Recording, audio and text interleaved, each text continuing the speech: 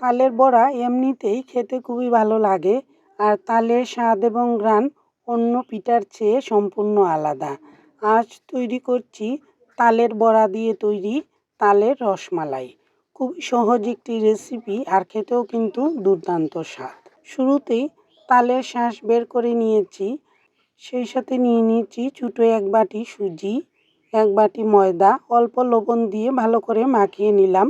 তারপর তালের রস দিয়ে গুড়ের জল দিয়ে ভালো করে মাখিয়ে নিচ্ছি। পিঠার গুলাটা একটু পাতলা করে তৈরি করছি, তাতে দ্বিতীয় সুবিধা, আর পিঠাগুলো কিন্তু ফুলবেও ভালো আর ভিতরের নরমও থাকবে।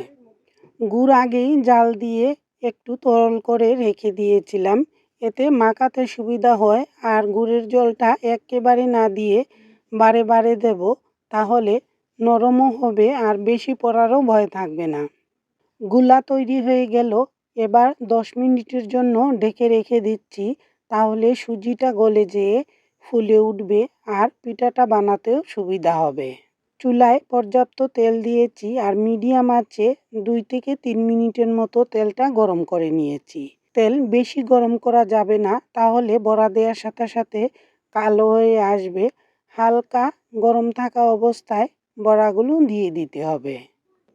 মিডিয়াম আঁচে এক পাশ ভাজা হয়ে আসলে অন্য পাশটা উল্টে দিতে হবে, আর চুলার আঁচটা একটু কমিয়ে একটু কড়া করে ভেজে নিয়েছি।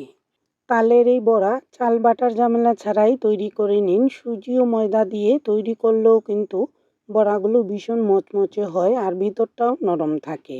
এই বড়াগুলো এমনিতেই খাওয়া যাবে, আর দীর্ঘদিন ঘরে রেখেও খাওয়া যায়। তালের বড়া তৈরি হয়ে গেল, এবার পিঠাগুলো ভালো করে ঠান্ডা করব।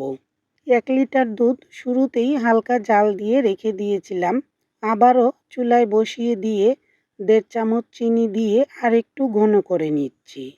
রসমালাইয়ের দুধ যত ঘন হয় ততই ঘ্রাণটা ভালো আসে আর খেতেও ভালো লাগে, তবে পিঠার পরিমাণ বুঝে দুধের পরিমাণটা ঠিক করে নিতে হবে। আর বেশি ঘন করলে অনেক সময় পিঠার ভেতরে দুধের মিশ্রণটা সহজে ঢুকে না, তাই একদম ঘন না করে হালকা ঘন থাকা অবস্থায় পিঠাগুলো ছেড়ে দিতে হবে। হালকা কুসুম গরম থাকা অবস্থায় দুধের মধ্যে পিঠাগুলো ছেড়ে দিতে হবে। বেশি গরম দুধে পিঠা ছাড়লে পিঠাগুলো খুব সহজে গলে যায় আর খেতেও অসুবিধা হয়, তাই হালকা গরম থাকা অবস্থায় পিঠাগুলো দিলে ভালো হয়। ভালো করে নেড়ে ছেড়ে দিয়ে আধা ঘন্টার জন্য এভাবে ভিজিয়ে রেখে দেব, আর আধা ঘন্টা পরে একদম তৈরি। ঘন দুধের মধ্যে যে কোনো পিঠাই ছেড়ে দিয়ে এভাবে আধা ঘন্টা বা 1 ঘন্টা ভিজিয়ে রাখলে খেতে কিন্তু খুবই ভালো লাগে।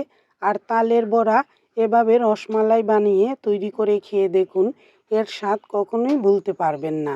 ভিডিওটি দেখার জন্য ধন্যবাদ। আবারও দেখা হবে। সবাই ভালো এবং সুস্থ থাকবেন।